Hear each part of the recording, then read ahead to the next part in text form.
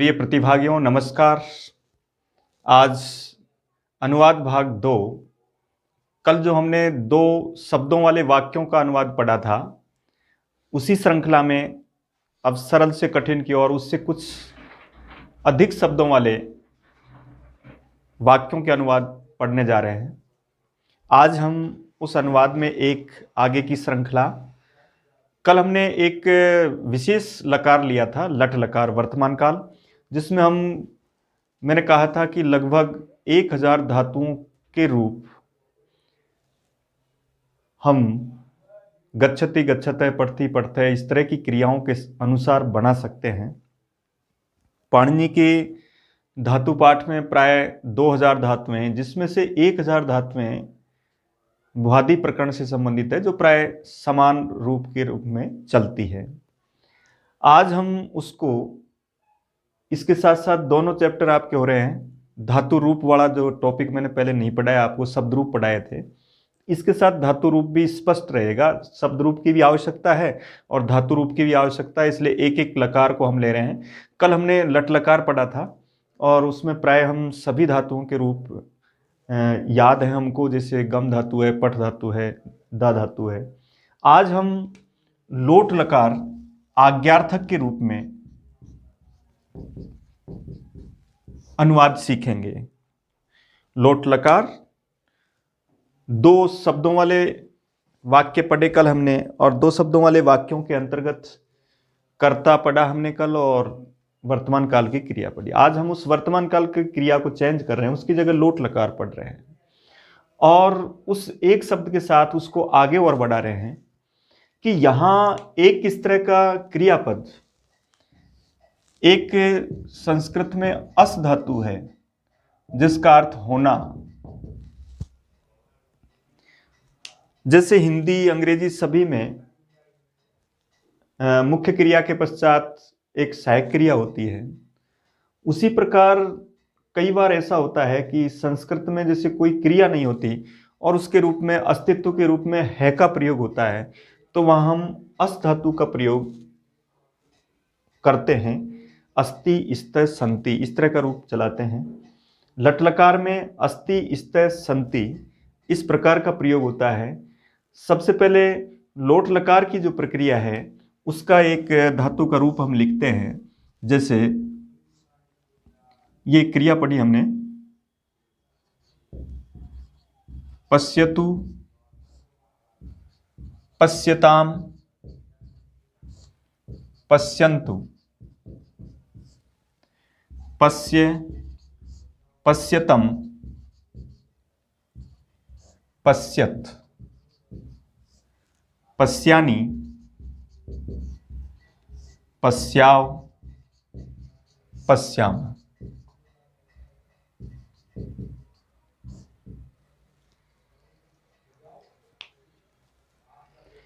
देखिए, लोट लकार की अधिकांश क्रियापद इस तरीके से चलेंगे। एक एक लकार को एक एक क्लास के साथ याद करें तो आपको धातु रूप भी याद होंगे, और रीट की एग्जाम में धातु रूप का एक क्वेश्चन सुनिश्चित है। क्वेश्चन 30 ही है उसमें, इसलिए एक एक प्रश्न महत्वपूर्ण है। तो देखिए, धातु रूप का कोई भी उस पैराग्राफ में एक ऐसा क्रियापद आएगा जिसमें आपसे पूछा जाएगा कि बताओ पश्यतम रूप कौन सी धातु का, कौन से लकार का, कौन से पुरुष का कौन सा वचन है।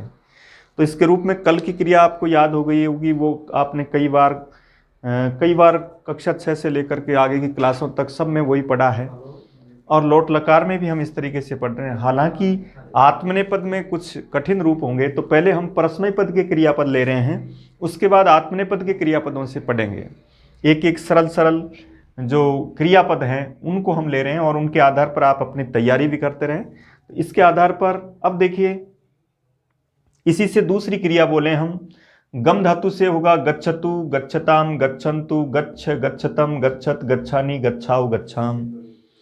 पठ धातु बोलेंगे पठतु, पठताम, पठन्तु, पठ, पठतम, पठत, पठानि, पठाओ, पठाम। घ्रा धातु बोलेंगे जिघ्रतु, जिघ्रताम, जिघ्रन्तु, जिघ्र, जिघ्रतम, जिघ्रत, जिघ्रानि, जिघ्रावय, जिघ्राम। इसी तरीके से स्थ धातु की जगह तिष्ठतु आदेश, तिष्ठतु, तिष्ठताम, तिष्ठन्तु, तिष्ठ, तिष्ठतम, तिष्ठत, तिष्ठानि, तिष्ठावय, तिष्ठाम। इस तरीके से भू धातु भवतु, भवताम, भवन्तु, भव, भवतम, भवत, भवानी, भवावय, भवाम। इसके साथ आज हम 3 पदों वाले वाक्य का अनुवाद पढ़ रहे हैं और 3 पदों वाले वाक्य के अनुवाद के रूप में हम लोट लकार को विशिष्टता के रूप में ले रहे हैं, यानी इसके आधार पर अनुवाद सीख रहे हैं और उसके पश्चात एक तीसरा पद उसमें जोड़ रहे हैं और वो तीसरा पद कर्ता, कर्ता, कर्म और क्रिया के रूप में। कल हमने केवल कर्ता और क्रिया के अनुवाद सीखे थे, अब थोड़ा सा उससे कठिन एक शब्द और बढ़ाते हुए 3 पदों वाले वाक्यों का हम अनुवाद कर रहे हैं। हालांकि कर्म कारक, कर्ता कारक, कर्ण ये कारक प्रकरण में हम पढ़ेंगे अच्छी तरह परिभाषा के रूप में, लेकिन यह अनुवाद के रूप में आप इस तरीके से पढ़ें। देखिए, जैसे ही आपको अनुवाद करने के लिए एक वाक्य दिया जाता है और अनुवाद का वाक्य सभी परीक्षाओं में पूछा जाता है, इसलिए यहां देखो कर्ता, कर्म, क्रिया के रूप में अगर कोई वाक्य आए, जैसे मैंने एक वाक्य लिखा है यहां देखिए, बालक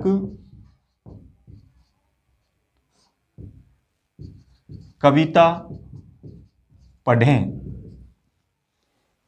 देखिए, आज लकार चेंज किया हमने, कल वर्तमान काल पढ़ रहे थे, पढ़ता है, इस तरह का अनुवाद किया था। आज हम आज्ञार्थक के रूप में बालक कविता पढ़ें, तुम पाठ पढ़ो, इस तरह के जो आदेशात्मक, आज्ञात्मक जो वाक्य होते हैं उनका अनुवाद हम लोट लकार से करते हैं। चाहिए के रूप में विधिलिंग का प्रयोग भी किया जा सकता है। तो यहां बालक कविता पढ़ें।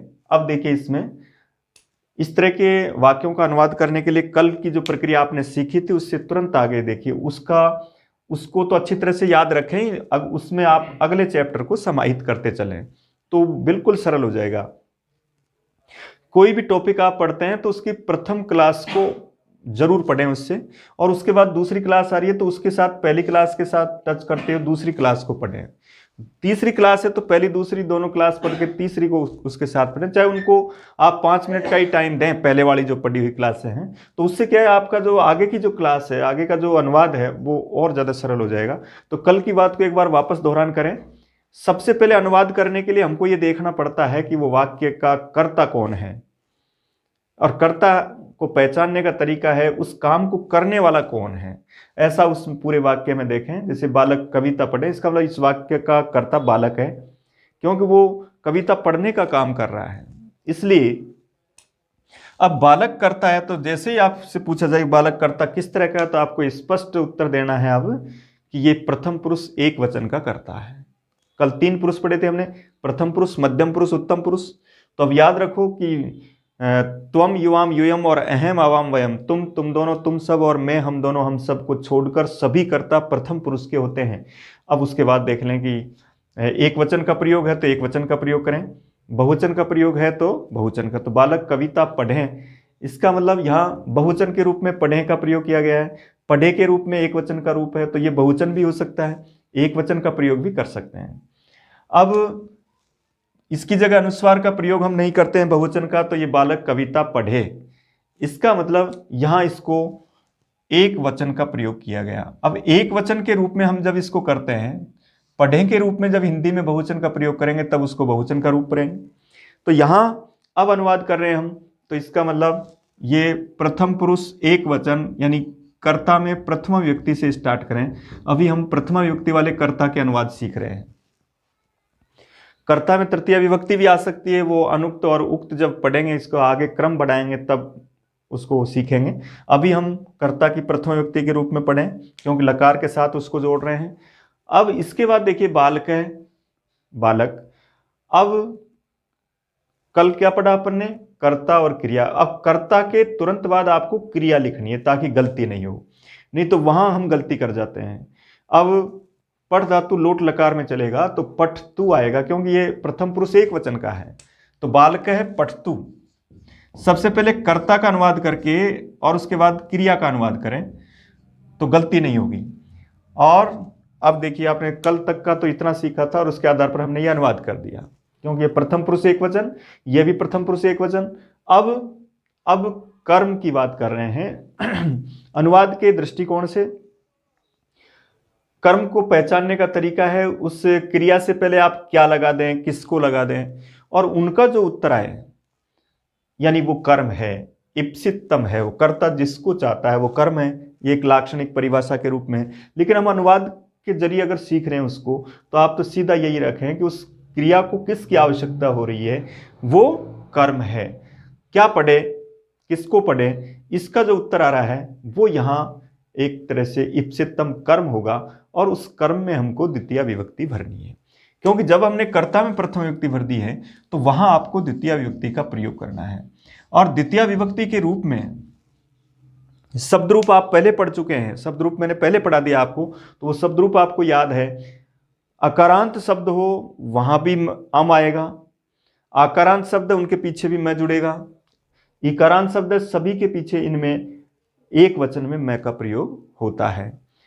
कुछ ऐसे शब्द हैं सकारांत जो नपुंसकलिंग होते हैं, उनमें मैं का प्रयोग नहीं होता, उनमें विसर्ग का प्रयोग हो सकता है, उनमें ह्रस्व स्वर का प्रयोग हो सकता है, जैसे वारी है, इस तरीके से। लेकिन अधिकांश में हम इस मैं का प्रयोग करते हैं। तो इस तरीके से आप अनुवाद करें। अब देखिए एक दूसरा वाक्य लिखा मैंने, जैसे तुम सत्य बोलो।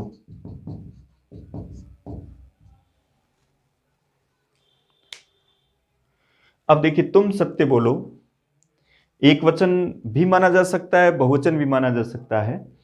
तो यहां ऑप्शन में जैसा दिया हुआ है, चारों ऑप्शन में, वहां किसी न किसी को गलत लिख दिया होगा, यहाँ एक वचन लिख दिया होगा तो यहाँ बहुवचन कर दिया गया होगा। यदि यहाँ बहुवचन और यहाँ भी बहुवचन है तो बिल्कुल राइट, यहाँ एक वचन और यहाँ भी एक वचन है तो भी राइट। तो इस तरीके से एक वचन के रूप में हम अनुवाद कर रहे हैं। तो तुम जैसे ही नाम आया, इसका मतलब ये मध्यम पुरुष कल पढ़ा था हमने, और मध्यम पुरुष के रूप में यहां त्वम लिखेंगे, और इसके तुरंत बाद क्रिया लिखेंगे। क्रिया में है वद यानी बोलना, तो इसी तरह की क्रिया है वदतु, वदताम, वदंतु, वद, तो त्वम वद आएगा। और इसके बाद क्या बोले, तो यहां एक कर्म के रूप में सत्य शब्द आ रहा है। अब इसको द्वितीय विभक्ति के रूप में लिखेंगे, तो त्वम सत्यम वद।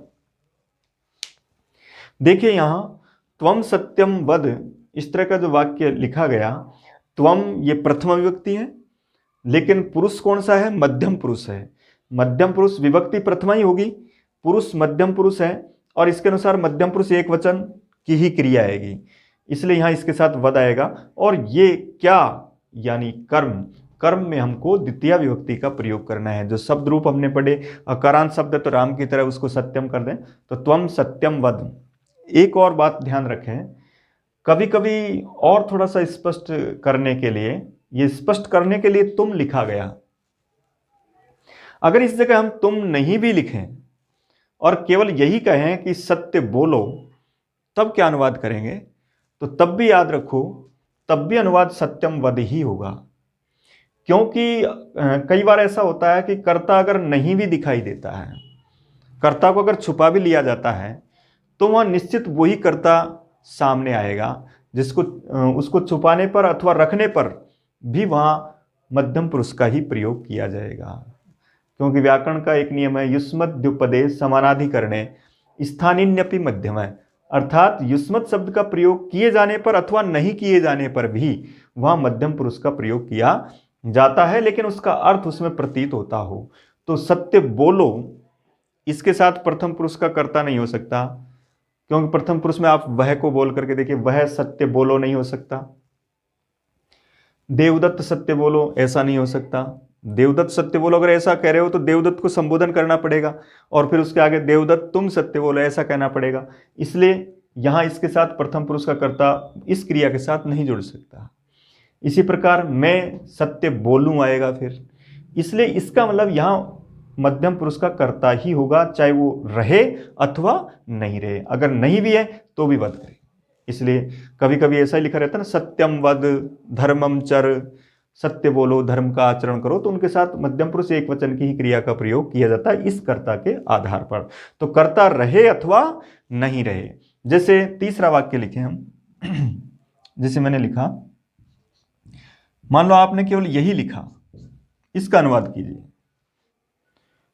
पढ़ूं लिखा, तब इससे स्पष्ट है कि यहां मैं छुपा हुआ है और इसके साथ मैं ही जुड़ सकता है। अब इसके आगे मैं लिख सकते हैं, तब भी यही होगा, और अगर इस कर्ता को नहीं लिखेंगे तो भी उसका मतलब यही होगा। इसलिए वहां उसका अनुवाद भी हम अहम पठानी होगा इस तरीके से। उत्तम पुरुष का कर्ता भी, उत्तम पुरुष का भी यही नियम है कि उत्तम पुरुष का अहम, आवाम, वयम यानी अस्मत् शब्द के रूप अगर वहां है तो भी उत्तम पुरुष आएगा, और नहीं है लेकिन अर्थ उसका प्रतीत हो रहा है तो भी वहां उत्तम पुरुष का ही प्रयोग करते हैं। इसलिए कभी कभी यह पूछ लिया जाता है कि बताइए पढ़ूं का क्या अनुवाद होगा, तो पढ़ूं से तात्पर्य यह है कि वहां उसका कर्ता छुपाया हुआ है और उसमें उत्तम पुरुष एक वचन का ही प्रयोग, उसके साथ मैं ही जुड़ सकता है। वह पढ़ूं नहीं हो सकता, तुम पढ़ूं नहीं हो सकता, हम पढ़ूं नहीं हो सकता, मैं पढ़ूं, इस तरह का ही वाक्य शब्द उसके साथ कर्ता के रूप में जुड़ सकता है, इसलिए उसके साथ अहम पठानी, इस तरह का हम प्रयोग कर सकते हैं। इसके बाद देखिए एक है, जैसे हम पत्र लिखें। अब देखिए 3 शब्दों वाला वाक्य है, तीनों शब्दों को पहचान करो, तीनों शब्दों में पहले कर्ता को ढूंढिए, लिखने वाला कौन, लिखने वाला अगर आपको प्रतीत हो गया अर्थ, इसका मतलब वो कर्ता है। कर्ता में आप प्रथम व्यक्ति लिखें अगर क्रिया के आधार पर आपको अनुवाद करना है। तो यहां वयम, अब इसके बाद लिखें, वही लोट लकार, लोट लकार के रूप में पढ़ रहे हैं आज हम। कल पढ़ा था हमने पढ़ता है, लिखता है, जाता है, खेलता है, कूदता है, इस तरह के अनुवाद पढ़े थे, उनमें हमने पढ़ती, पठत, पठंती की जैसे अनुवाद किए थे। आज हम कर रहे हैं पढ़ें, लिखें, बोलें, इस तरह का जब अनुवाद हो रहा है तब हम उसको लोट लकार के रूप में पढ़ रहे हैं, इसलिए वयम। अब लिखाम, फिर यहां पत्रम, वयम पत्रम लिखाम, हम पत्र लिखें। यहां इस जगह पर गलती होती है हमसे, हम अधिकतर इनमें विसर्ग का प्रयोग कर जाते हैं। जब इनमें विसर्ग का प्रयोग होगा तब वो लट लकार है, और जब इनमें विसर्ग का प्रयोग नहीं होगा तब वो लोट लकार है। इसलिए याद रखें, कई बार ऐसा ही होता है कि इसके साथ ये पूछ लिया जाता है पश्या में कौन सा लकार है, तो हम वहाँ पश्यति, पश्यत, पश्यंती के रूप में पश्याव, पश्याम के रूप में लट लकार भर देते हैं, जबकि ये देखना चाहिए कि मैं के पश्चात विसर्ग नहीं है, इसका मतलब ये लोट लकार है। तो वह और मैं के पश्चात अगर विसर्ग है तब वो लट लकार है, विसर्ग नहीं है तब वो आपका लोट लकार है। लोट लकार में किसी में भी विसर्ग का प्रयोग नहीं हो रहा है, अधिकतर हम इसमें भी विसर्ग कर जाते हैं, पश्य है, बहु है, पठ है, लिख है, इनमें भी आपको विसर्ग नहीं करना है, क्योंकि यहाँ सिप का के स्थान पर जो ही होता है उसका लोप हो जाता है, इसलिए विसर्ग का प्रयोग नहीं होता है। तो यहाँ कर्ता, कर्म और क्रिया के रूप में अनुवाद किया हमने।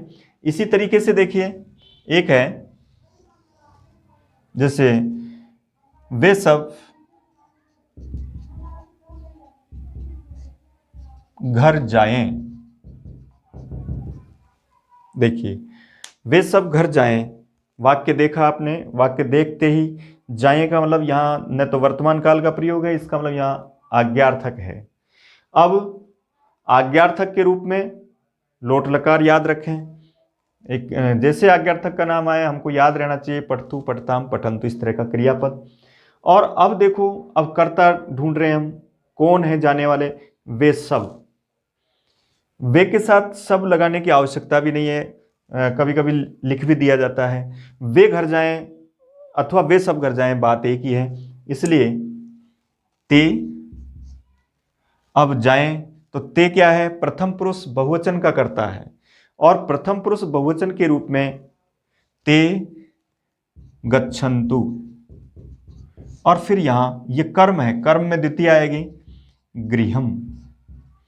याद रख लें, एक वचन का प्रयोग है एक वचन के रूप में लिखें, बहुवचन का प्रयोग है बहुवचन के रूप में लिखें। जैसे तुम सब सत्य बोलो। अब यहां तुम सबसे स्पष्ट हो गया कि यह बहुवचन है, इसलिए अब यूयम सत्यम वदत, जैसे ये पश्यत पढ़ा आपने, वहां पश्यथ होता है और यहां पश्यत होता है, वदत होता है। तो यूयम सत्यम वदत, तुम सब सत्य बोलो, इसके रूप में हमने बहुवचन का प्रयोग किया। आवाम के साथ हम द्विवचन का प्रयोग करते हैं, आवाम के साथ पश्चावय जैसे क्रियापद का प्रयोग करते हैं। कर्ता के पश्चात, कर्ता में प्रथम व्यक्ति, कर्ता अगर बहुवचन के रूप में है तो बहुवचन के रूप में लिखें। जैसे छात्र लिखा एक, छात्र पाठ पढ़ें। अब देखिए छात्र पाठ पढ़ें या छात्र पाठ पढ़े, तो यहां पढ़े बहुवचन के रूप में है, इसलिए अब इसको बहुवचन करें। छात्र है, छात्रौ, छात्रा। याद रखें ये कौन सा पुरुष, ये प्रथम पुरुष। त्वम युवाम यूयम अहम आवाम वयम के अलावा सभी कर्ता प्रथम पुरुष के हैं, लेकिन वो एक वचन हो सकते हैं, द्विवचन हो सकते हैं, बहुवचन हो सकते हैं। तो ये बहुवचन। अब इसके साथ यहां भी बहुवचन आएगा, पठन्तु, और ये कर्म आएगा द्वितीया में। तो छात्रा पाठम पठन्तु, इस तरीके से अनुवाद करेंगे। इसी तरीके से उत्तम पुरुष द्विवचन है, मध्यम पुरुष द्विवचन है। जैसे हम दोनों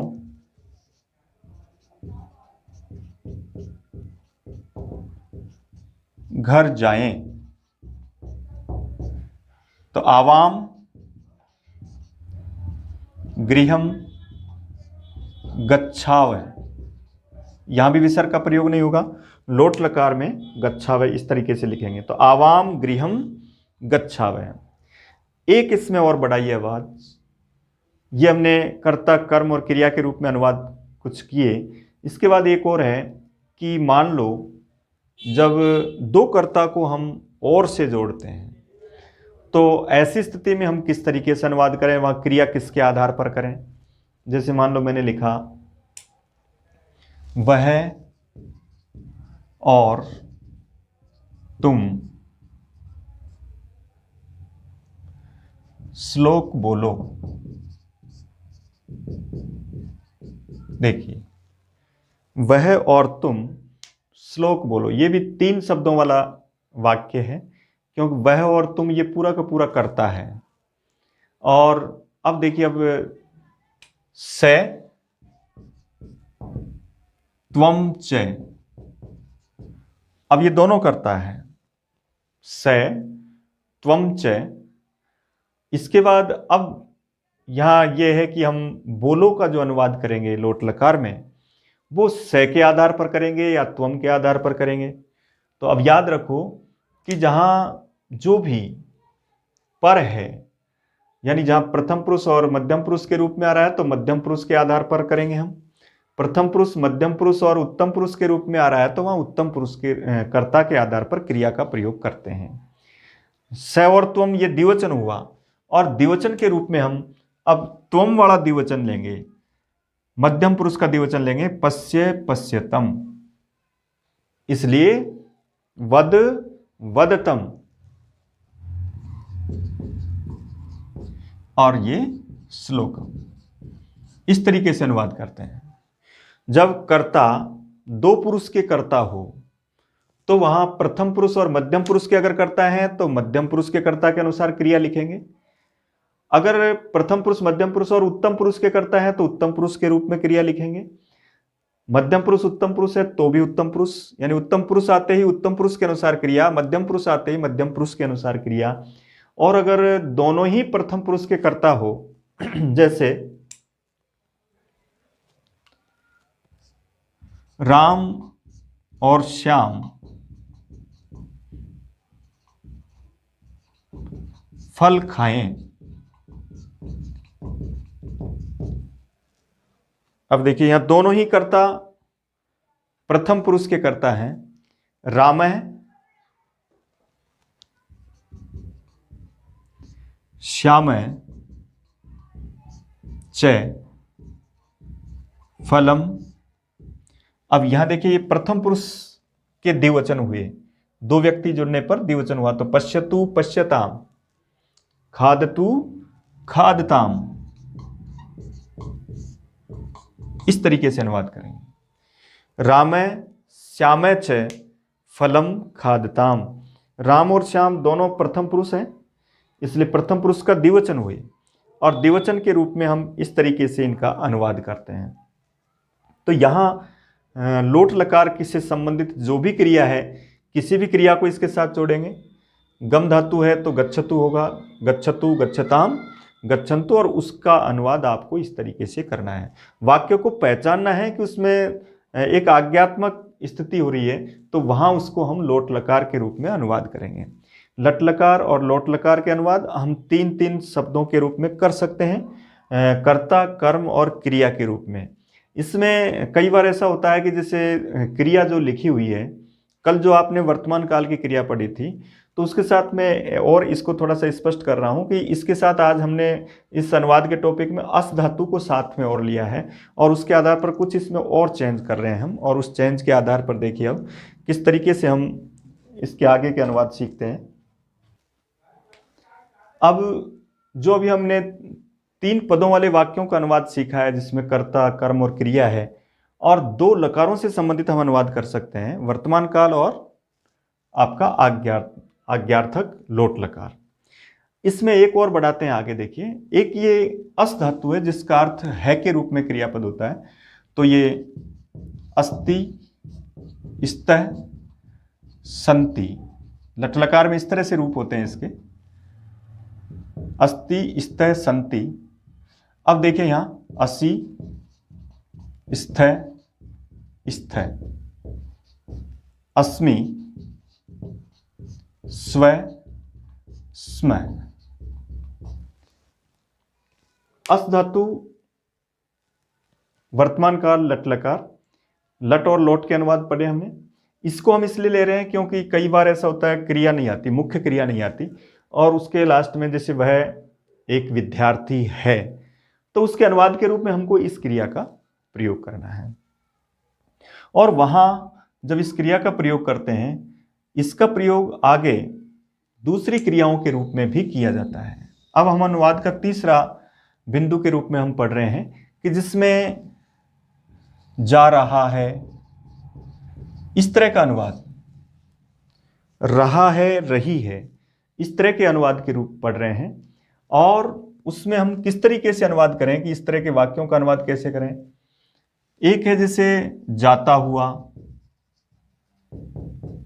इन दो को आधार बना करके कुछ अनुवाद पढ़ रहे हैं कि जब क्रिया के बाद निरंतरता अर्थ में हुआ, हुई, इस तरह का वाक्य शब्द आता हो, और अथवा क्रिया के अंत में रहा है, रही है जुड़ा हुआ हो, तब उसको हम किस तरीके से अनुवाद करें। तो उसका सरल तरीका है, उसके साथ आपको ये काम करना है। एक तो ये अस धातु के ये 9 रूप याद रहने चाहिए हमको। पहली लाइन तो याद रहती है अस्ति, स्थ, संति, लेकिन हम अस्ति, स्थ, स्थ, अस्मि, स्व, स्म, इनको याद नहीं रखते, तो यहाँ कई बार इसमें गलती हो जाती है, कई बार यहाँ गलती हो जाती है।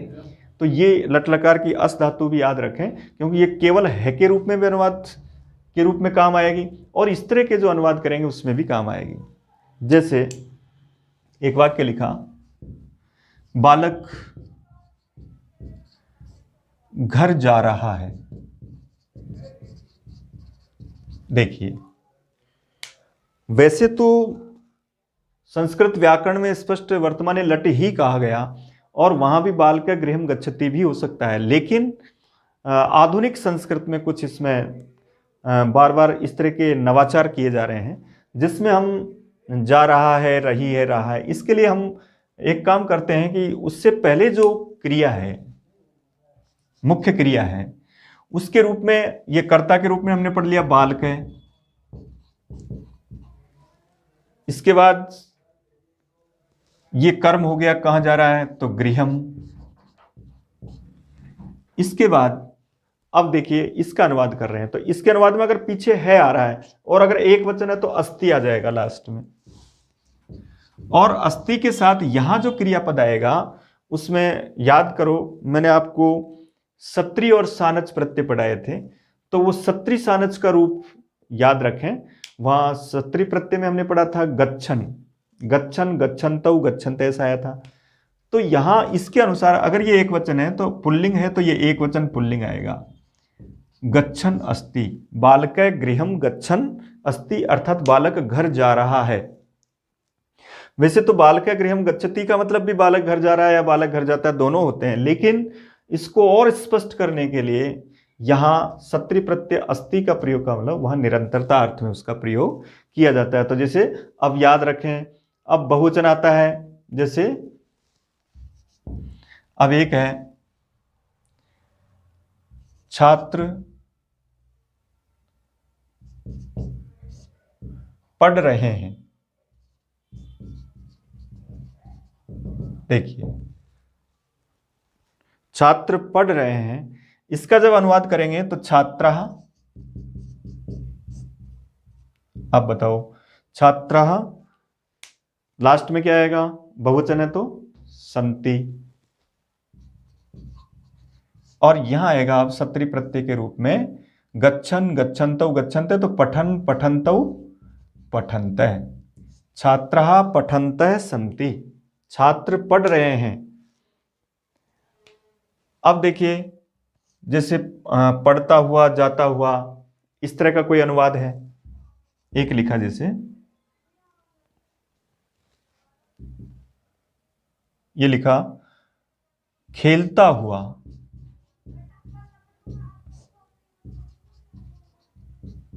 बालक पढ़ता है। अब इससे पहले ये इसका विशेषण है एक तरह से, और इस क्रिया के पश्चात हुआ शब्द आ रहा है, इसका मतलब यहां भी निरंतरता अर्थ है। कर्ता से पहले इस तरह का प्रयोग हो, कर्ता के बाद में इस तरह का प्रयोग हो, रहा है रही है का प्रयोग हो, तब हमको वहां सत्री प्रत्यांत शब्द का प्रयोग। तो अब ये इसी तरह होगा, क्रीडन बालकः पठति, क्रीडन बालकः पठति, खेलता हुआ बालक पढ़ता है। ये एक वचन है तो ये भी एक वचन आएगा, ये बहुवचन है तो ये भी बहुवचन आएगा, और बहुवचन के साथ इस तरह के क्रियापद का हम प्रयोग करते हैं। अस्ति स्थ संति का जो वाक्य का प्रयोग है वो अधिकतर यहां इस तरह के वाक्यों के साथ जोड़ेंगे हम, और इस तरह के वाक्यों के अलावा अब ये सभी सत्री प्रत्यय के वाक्य थे। एक जैसे सानच प्रत्यय का उदाहरण लिखते हैं, जैसे तुम सेवा कर रहे हो, इसका अनुवाद करना है, तुम सेवा कर रहे हो। हम क्या करते हैं, अनुवाद के वाक्य को देख करके अनुमान के आधार पर अनुवाद कर जाते हैं, और कई बार कौन सी गलती छोड़ देते हैं, कई बार विसर्ग की गलती रह जाती है, कई बार पुल्लिंग से नपुंसकलिंग स्त्रीलिंग की गलती छोड़ जाते हैं। और अनुवाद में वही चीज महत्वपूर्ण होती है, उसमें ABCD चारों जब ऑप्शन देखते हैं तो किसी में विसर्ग आ रहा है, किसी में नहीं आ रहा है, और उसी पर उसका सत्य असत्य का फैसला करना होता है। इसलिए अब देखो तुम सेवा कर रहे हो, यहां देखो सबसे पहले कर्ता देखो, एक वचन बहुवचन कोई सा भी कर सकते हैं तुम में, तो त्वम। इसके बाद देखिए अब है के साथ ये आएगा, त्वम क्या है, मध्यम पुरुष एक वचन है, इसलिए त्वम असि। कर्ता लिख के तुरंत क्रिया लिखें, आपका जो रफ पेपर है उस पर पहले इस तरीके से देख लें, कर्ता और कर्ता के पश्चात क्रिया, और उसके बाद अब ये देखें कि ये सेवा कर रहे हो, ये क्रिया है निरंतरता अर्थ में। अब सेव जो धातु है वो आत्मनेपद की है, इसलिए वहां सानच प्रत्यय आएगा, त्वम सेव मानः असि, तुम सेवा कर रहे हो। जो परस्मैपद पद की धातुएं हैं उनमें हमको सत्री प्रत्यय जोड़ करके अनुवाद करना है, और जो आत्मनेपद की क्रिया है उनमें हमको सानच प्रत्यय करके हमको प्रयोग करना है। याचमान है, वर्तमान, सेवमान है, इस तरीके से हम प्रयोग कर सकते हैं। जैसे तुम बढ़ते हुए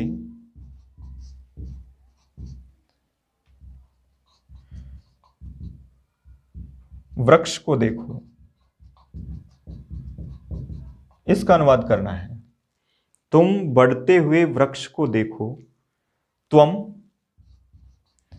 त्वम के साथ इसको आइए, त्वम के साथ लोट लकार देखो तो पश्यतु, पश्यताम, पश्यन्तु, पश्ये, पश्यतम, पश्यत त्वम आ रहा है तो पश्य। अब किसको देखो? कर्म कारक वृक्षम। द्वितीय होती ना, किसको देखो, कर्म है। 3 वाक्य, 3 शब्दों वाला वाक्य पढ़ा अभी हमने। तुम वृक्ष को देखो तो त्वम कर्ता हो गया, इसके अनुसार मध्यम पुरुष की क्रिया हो गई और उसके साथ ये वृक्षम हो गया। उसका एक विशेषण और दे रखा है, बढ़ते हुए। तो विशेषण और विशेष्य में समान विभक्ति आती है, इसलिए विशेषण विशेष्य के रूप में इसमें जो विभक्ति आ रही है वही इसके साथ आएगी। याद रखें, जब किसी शब्द से पहले बढ़ता हुआ, खेलता हुआ, पढ़ता हुआ आ रहा है तो उस शब्द के पश्चात जो शब्द आ रहा है उसमें जो विभक्ति वचन है वही इसमें आएंगे। इसलिए यहां अवृद्ध धातु बढ़ने अर्थ में होती है और वो आत्मनेपद में चलती है, वर्धते, वर्धते, वर्धनते, तो वर्धमान होगा और वर्धमान इसके अनुसार आएगा तो वर्धमानम।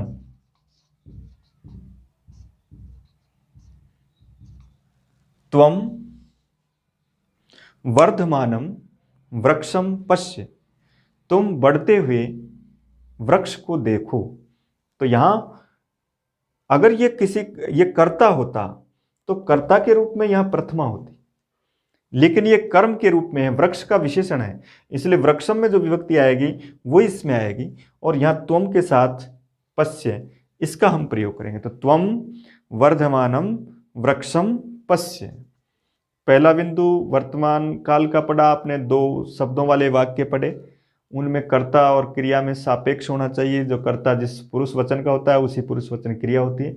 आज हमने लोट लकार का प्रयोग पढ़ा है। लोट लकार के अंतर्गत हमने उसके क्रियापदों को पढ़ा है कि कहाँ पर वर्तमान काल के स्थान पर अगर आज्ञार्थक कोई वाक्य आता है तो उसमें लोट लकार का प्रयोग करें।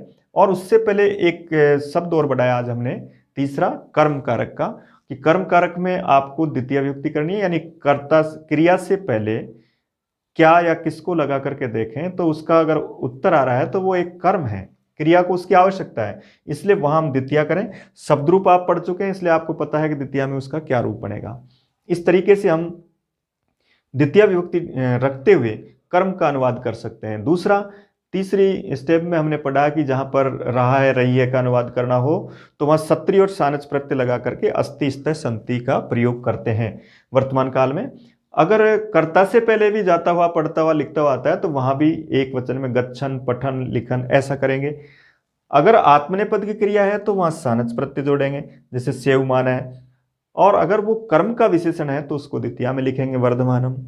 एक और इसमें देखिए आप कि जब इसको पढ़ रहे हैं हम तो इसको भी पूरा करें। अस्ति, स्थ, संति जब केवल ही किसी वाक्य में क्रिया के रूप में केवल है आता है तब वहां हम इनका प्रयोग करते हैं। जैसे लिखा, यह एक विद्यार्थी है। अब देखो इसमें कोई मुख्य क्रिया नहीं है, इसमें केवल है एक सहायक क्रिया का प्रयोग मात्र है। इसलिए यहां अब जब इनका अनुवाद करते हैं हम तो इसमें देखिए ये सब एक तरह से कर्ता के रूप में है और ये एक क्रिया के रूप में, इसलिए ये सब, इन सभी में प्रथम विभक्ति का ही हम प्रयोग करेंगे और इसमें लिखेंगे अयम एकः विद्यार्थी अस्ति।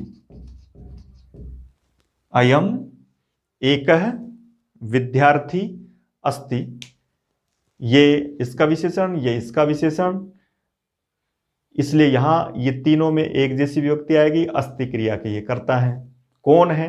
अयम एक विद्यार्थी अस्ति।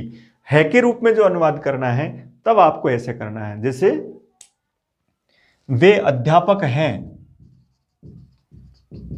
अब इसका अनुवाद करवाया जा रहा है तो वे अध्यापक हैं, इसका मतलब देखिए वे आपने पढ़ा था कल प्रथम पुरुष में, प्रथम पुरुष का बहुवचन का करता है वे, तो ते।